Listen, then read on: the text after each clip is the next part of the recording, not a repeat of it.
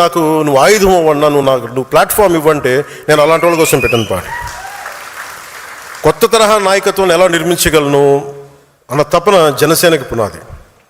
ఒక్కడిగా ప్రారంభమైన జనసేన 100% విజయం సాధించిందంటే కారణం ఉమ్మడి పోరాటం. ఇది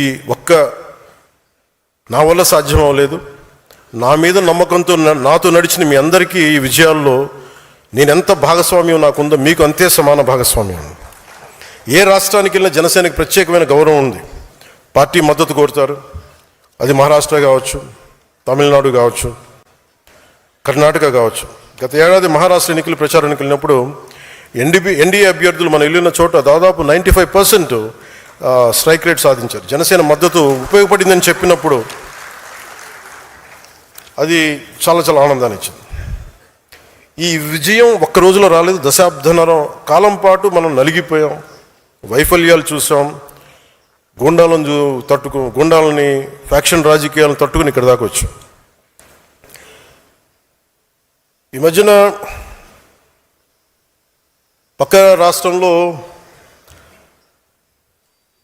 అక్కడ ఒక పార్టీ పెట్టి విజయం సాధించి ముఖ్యమంత్రి అవ్వగానే మన ఆంధ్రప్రదేశ్లో చాలామంది మీరు కూడా అలా చేసి ఉండాల్సిందని చెప్పి నాకు తెగ మెసేజ్లు పంపిస్తూ ఉన్నారు.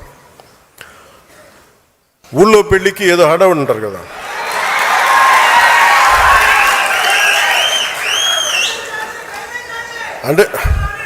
అంటే ఎలా ఉండదంటే మనకి సందులోనూ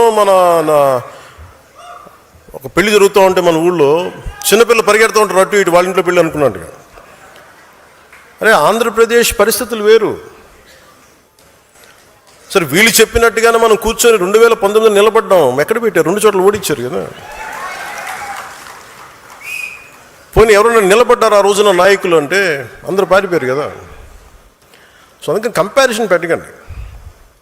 నిజంగా నేను పదవే నాకు ప్రధానం అనుకుంటప్పుడు 2008లోనే యూత్ వింగ్ కాదు ఎంపీగానే పోటీ చేశాను.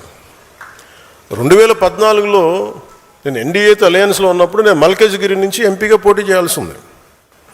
బట్ నేనేమనుకున్నానంటే, ఎందుకు చెప్తున్నాను ఇదంటే, నేను ఒక పార్టీని నడపాలి, ఇది సమాజంలో మార్పు పట్టుకురావాలంటే నాకు తెలియాలి కదా కష్టం.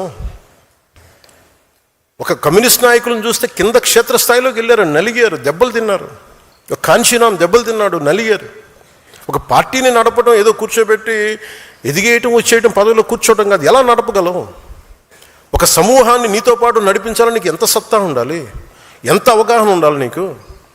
నువ్వు ఆ భావజాలను కట్టుబడి ఉంటావా?